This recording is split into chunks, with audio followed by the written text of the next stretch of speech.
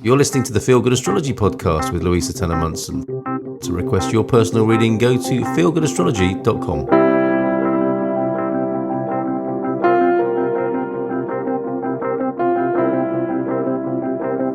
Hey there, welcome to Pluto Through the Houses. This is the 7th episode where I'm looking at Pluto in the 7th house and what happens when Pluto transits through your 7th house. If you've been listening to me before, welcome back. And if you're a new listener exploring how Pluto impacts you, welcome to this channel. In short, this podcast is about me sharing my thoughts and, you know, about the unique strengths of the Pluto position, in particular your one in the 7th house, and the challenges and what you need to consider in terms of working with the lessons that Pluto brings us. Now, some of them might be slightly easier than others. For instance, if you know the position of your Pluto in your birth chart and you've got lovely sextiles and trines to other planets in your birth chart, then, you know, whatever Pluto is bringing to you, you've really got the capability to be able to move through it and to transcend it and transmute it. Where Pluto in your birth chart is in a series of squares or oppositions, you may well find that the Pluto lessons that he brings you take a while to process. You may well find it's a bit of a struggle, and it creates quite a healing dynamic. I say this, you know, laughingly, not to mock any trauma that you might be going through, but really to emphasize my own dis-ease with the fact that I failed miserably at lots of Pluto transits. You know, I tend to do everything the hard way. So there you go. And yes, my Pluto is in oppositions and squares. So go figure. Anyway, getting slightly off topic there. Before we dive into the 7th house in particular, I really do want to just pay a little bit of attention to what Pluto represents. You know, for a full look at Pluto, it's worth checking out the mythological section, you know, the mythology of Pluto. And I recorded a little bit about that in a separate podcast called Pluto in Aquarius. So that's worth listening to if you're interested. But irrespective of that, Pluto is essentially the god of wealth, power, and the underworld. And I mean, think about it. You know, who do you know who has all the wealth, who has all the power, and do they sometimes sit in the underworld, or is there something slightly shady about them from time to time? You know, with Pluto, it's power and money at all costs, any and all costs. So you may well find one of the reasons why you don't have all the wealth and power of the world is because there are lots of things you just absolutely wouldn't consider doing. So the links with the underworld are quite interesting. You know, Pluto is also known as Hades, according to whether you're Greek or Roman. But, you know, essentially, it looks at where we seek power. And where power shows up for us, and where we also feel weak and vulnerable, like we can't handle any power that is coming at us. It really pinpoints how our ego is seeking to safety-proof our life so that we don't fall victim to what we fear is going to happen. You know, and Pluto can really show us where we experience trauma and manipulation, issues to do with your sexual prowess. It can also show really strong energy imbalances and also enemies. You know, it shows all of that up really beautifully for us. You know, from a spiritual point of view, I think Pluto shows us what we have yet to yield to. You know, so often a Pluto challenge or transit, or, you know, even in its position at birth, you know, it really shows us the outside or unseen forces that might come in to challenge us, to challenge our need for power, to challenge our need for control. And, you know, most of the time when this challenge first comes up, we all square up to that power and we kind of call it out and say, yeah, and let me show you just how tough I am. And, you know, Pluto, whether it's an unseen force, an outside power, it usually, whatever's representing it, usually has the upper hand, and we usually come off worse off. I'm not saying we can't fight, we can't defend ourselves, but when Pluto's involved, it's really important that we make sure that we're really clear about what we're getting and what we're, you know, the outcome we're heading for.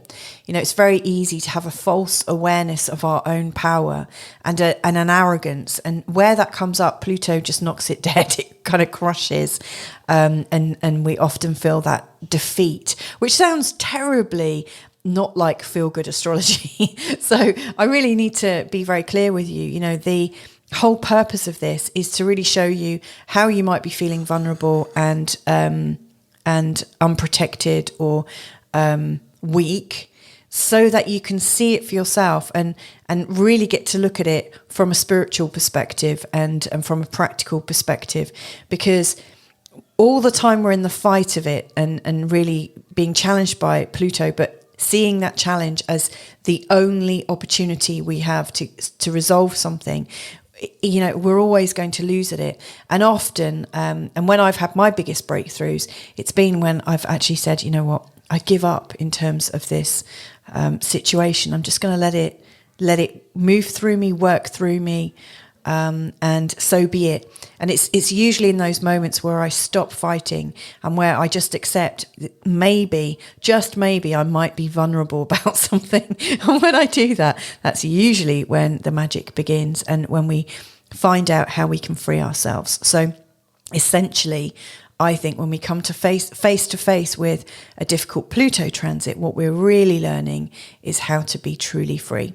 So let's have a look at Pluto in the 7th house, because it brings up a lot of themes and keywords to do with power.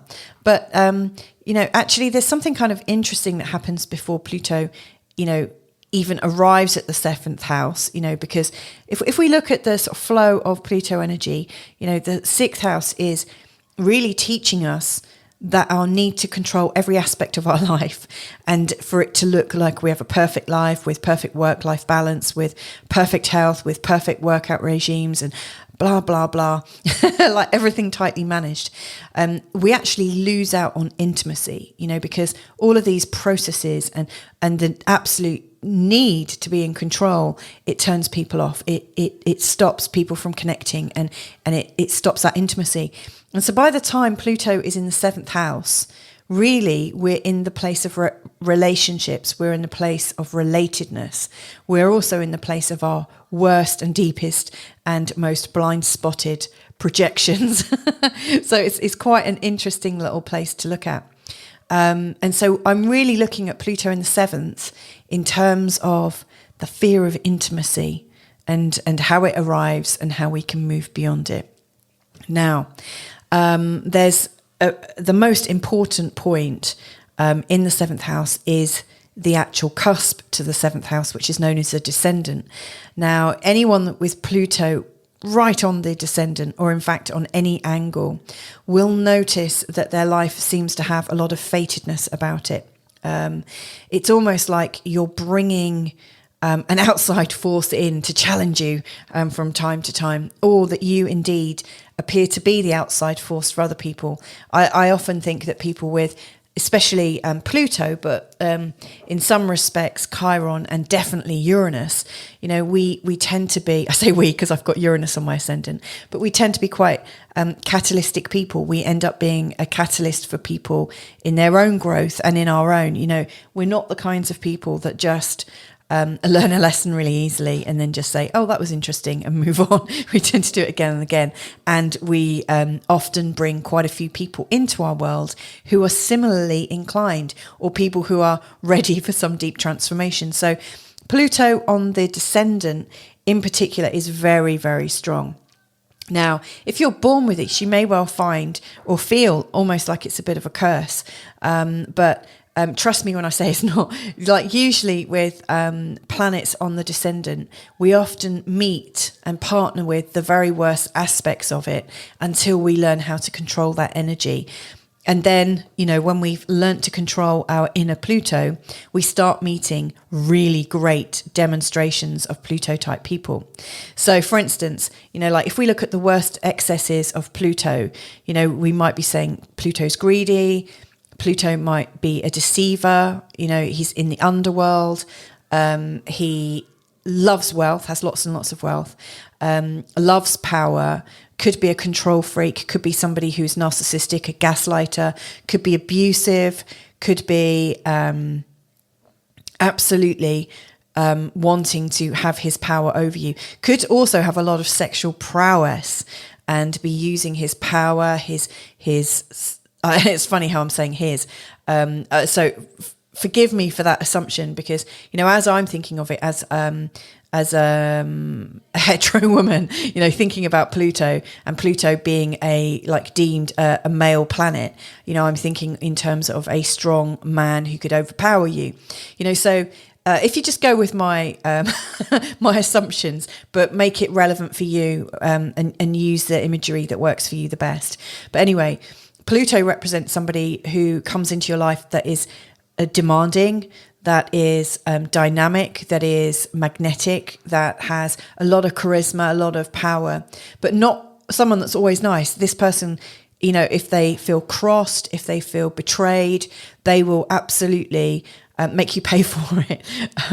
They will most likely pull rank and really let loose with whatever they want to say. If you remember what I was saying at the start of this podcast, we're talking in terms of they'll do anything for power, anything for wealth, anything for sex, anything for the ultimate experience.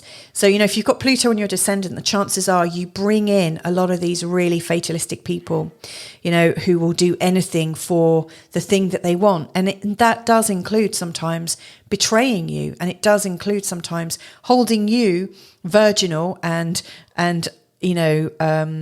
holding a whole set of expectations on you that they're not prepared to meet themselves. So that can be really tricky. I know quite a few people who've had Pluto on their descendant who have had a series of relationships with people who are abusive, or who grew up with one parent who was particularly abusive, or grew up with a parent who they observed being abused. There's a lot of things that go into this. You may also find and this is the paradox of it, because obviously if you found that you've been overpowered by people and you attract overpowering charismatic people into your life, it could go one of two ways. So you might find that with Pluto on your ascendant that you become extremely submissive. So you've got a Pluto game going on in terms of your relationships, but it's made you very submissive, which in and of itself, by the way, and it's hard to see sometimes, is also a power play. We give all of our power away, which is still part of the power game. And it looks like it's a much kinder, creative, more generous kind of position to be in. And yet it's also what we might do so that we upset the more dominant person, that we get more care from the dominant person. In the same way as you might see like a dominant parent and a child that stays babyfied for as long as possible, they emphasize their vulnerability so that parent cares for them. And, there's all sorts of different power plays that we'll do. You might find that somebody who has been overpowered in their childhood later goes on, because they've got these learnt behaviors, that they start expressing that in their own life themselves, or your need to have clarity in your relationships and your need to trust the people in your relationships turns you into someone who's mistrustful and possessive. So it can play out again and again and again, and it can create all sorts of guilt issues. And we will be coming to guilt when we go into Pluto in the 8th, trust me. But in the 7th, it can bring up quite a lot of baggage to do with other people. Now, I don't want you to panic or freak out, or, and it's not my responsibility, actually, how you react to this. But, I don't like to be fatalistic. I'm just describing a set of characteristics that I've observed. But I always think the real power for us comes when we can see the part that we play within it. Once we've learnt how to manage our own power and to accept the strength in ourselves and the charisma in ourselves and the power in ourselves, the wealth in ourselves, the love, the sex appeal, once we get to appreciate and learn how to manage the fullness in ourselves, we no longer need someone to come in and bedazzle us. We no longer need someone really dominant to come and ruin our time. Because the funny thing is, a lot of these dominant people will be super dominant to a particular partner, whereas they're very charismatic and friendly and never, overstep the mark in other companies. Isn't it funny? So like these dominant people may well pick on certain people and actually have thoroughly respectful and colourful and creative and amazing relationships with other people. It's not necessarily what they do to everyone. So as you learn your own power and start to relate with it, you'll start to meet much more transformational, the transformational side of Pluto. So like, Pluto when he's being ethical, let's say, Pluto is somebody who has power and knows how to use it and knows how to use it responsibly. It could be somebody who helps to transform the lives of other people. It could be a CEO of a charity. It could be somebody who makes music in such a way that it is changing people's lives. It could be somebody who discovers a technology that creates a massive change. It could be somebody who uses their wealth in a way that is more equitable.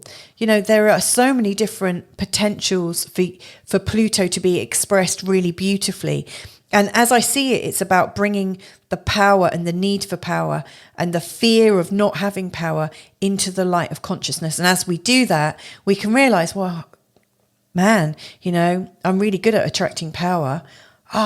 Well, let's put it to good use. Let's have a good purpose. So, I think if you've got Pluto in the 7th, what I'm saying is it's not a life sentence. It really isn't. Because once you've learnt to appreciate your own power, the chances are you're going to start meeting some extraordinary people, really extraordinary people who are going to be leading the way forwards. There'll be extraordinary people that you can lead with. Imagine having such a powerful partner who wants you to absolutely thrive in being yourself. I mean, that would be really phenomenal. So, it's a tricky position, and it's also a position that could serve you very well. Now, one of the things that you may well fear if you've got Pluto in the 7th house is to be insignificant in terms of a relationship. So one of your fears, could be that your partner will be overpowering and you'll be insignificant. And what you really need to learn about that is that it is okay to have other people sort of in charge, or it is okay to share power. It is okay to play with power.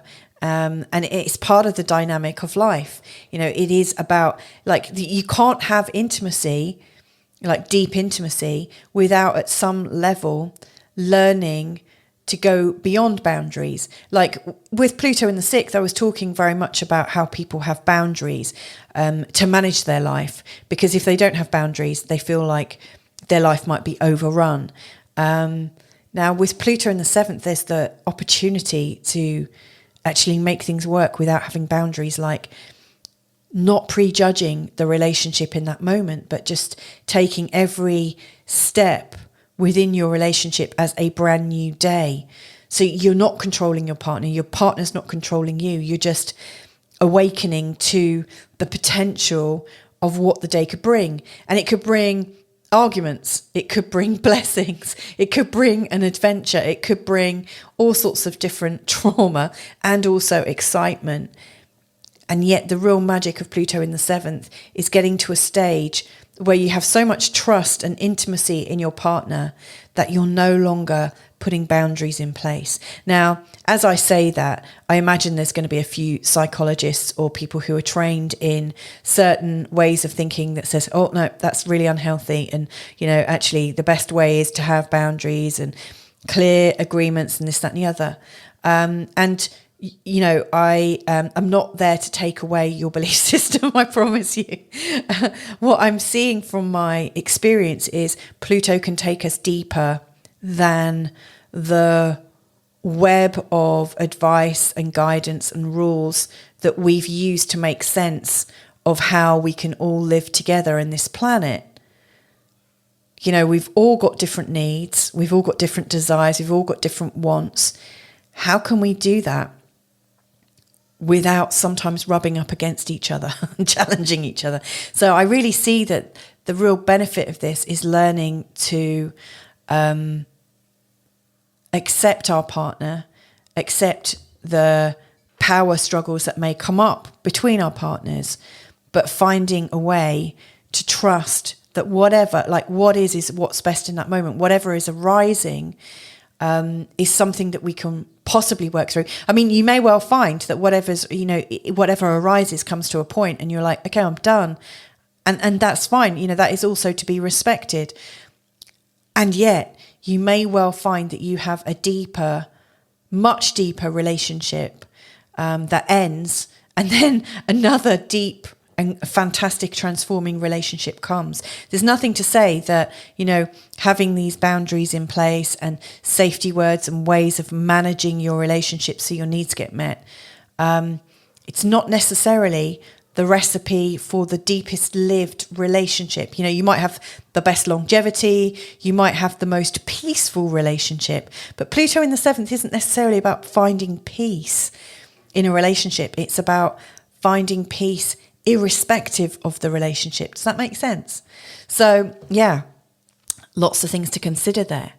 How you find your freedom when you've got Pluto in the 7th, I think, is to recognize that you are a powerful being, and also that your other person is a powerful being. Now, it's very easy, like the 7th house, I think, is the place of projections. It's like a great big cinema screen. And whatever we see in the people around us is usually what we're not prepared to see in ourselves.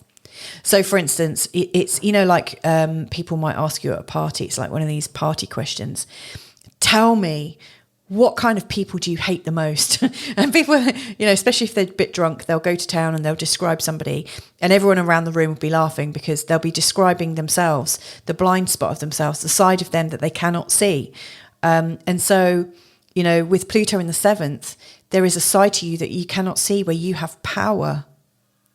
And if you really can't see it, it might be that your level of power is passive aggressive or subtle, or you have hidden power. You've learnt to hide your power to make yourself more available, to make yourself more popular, to make yourself more lovable, but by no means doesn't mean that you're not powerful. So, the big freedom for you is to realize, okay, when I'm being mild-mannered, when I'm being easygoing, when I'm finding power from being easygoing, is that because I'm selling myself out? Am I making myself more appealing by doing this? And if I am, okay, how do I start to get close to what my real needs are?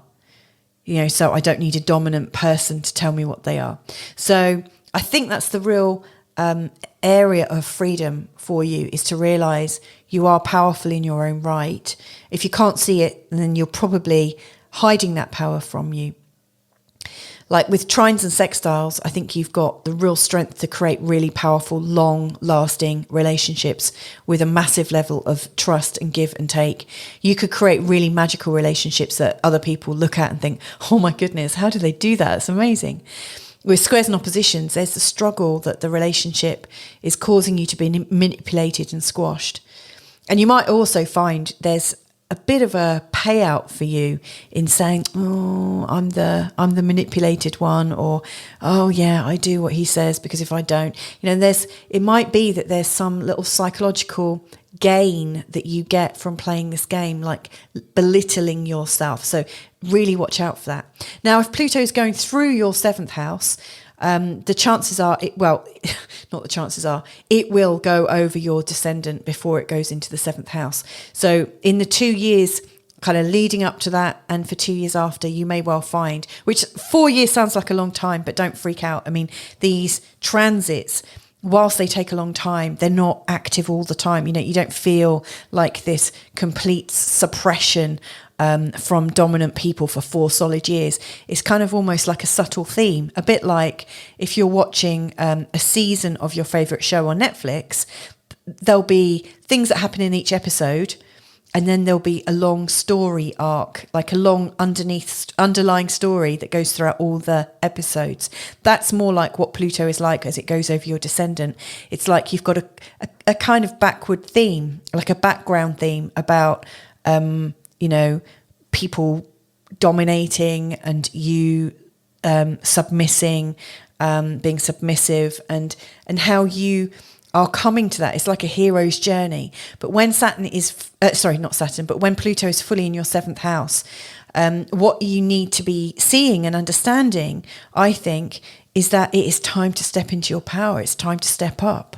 Because if you don't step into that space, someone else will.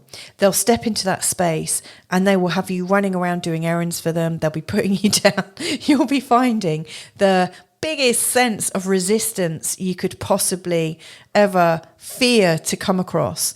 You absolutely need to be in your life, showing up in your life, not giving away your power.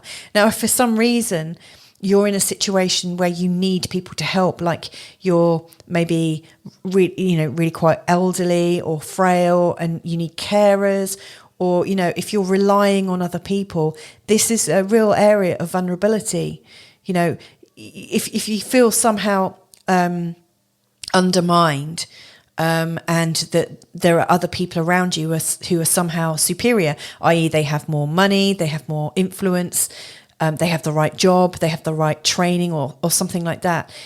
Again, even though you feel undermined and overwhelmed, your story right now is to step into your power. And that doesn't mean to say you need to be cruel or nasty or anything like that to get the power. I mean, you might need to pull rank. Like, I would never say never, but it is your time to step into your power so that somebody doesn't step in and do it for you. So your big learning here, I think, is that intimacy only really comes when you are completely yourself. So and this is the great lasting lesson, I think.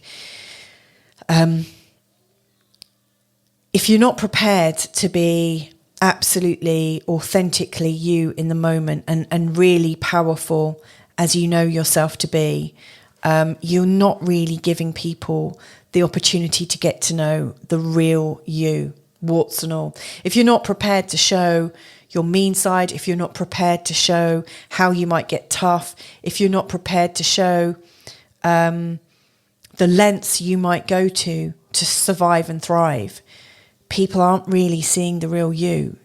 They're not really becoming intimate with you. And so the real ultimate gift of this, as tough and overwhelming as it sounds, is that you could find yourself in a brilliant relationship with a level of intimacy you've never experienced before, and with a level of intimacy that your family line hasn't seen before. I mean, this is a huge karmic pattern if you've got this going on. It's massive. So yeah, and if you think like it would be useful to unpack any of this in a small online study group, like a little video group of people who want to talk about Pluto and explore some things, then please do get in touch. You can reach me by email, louisatannermunson@gmail.com, because I really think that like small little groups where we can talk, it's like a little mastermind group where we can talk and run through what we're experiencing and share and learn together. I think it could be very beneficial. So just please do get in touch. I will also say that most new clients that come my way when Pluto is transiting over one of the angles, so the ascendant, the IC, the descendant, the MC or midheaven at the top, or when they've got Pluto squaring up to their sun or their moon, coming into a conjunction, or when they're born with Pluto on one of their angles. These are all very sensitive positions, and it really shows a deep karmic desire to transform in this lifetime. And transformation is really straightforward. So I think we can all support each other. Anyway, thanks so much for joining me today. I hope it's been useful. Please do drop me some feedback if you find it useful. And maybe I will connect with you again in the next podcast. Pluto's in the 8th house, and so I'm talking about the secrets, the births, the deaths, the reincarnations, and all those kinds of things, which obviously, once we've gone through the lesson of relationships, is the next place that we go to. So anyway, take care and let's connect real soon. Bye for now. You've been listening to the Feel Good Astrology podcast with Louisa Tanner-Munson. To request your personal reading, go to feelgoodastrology.com.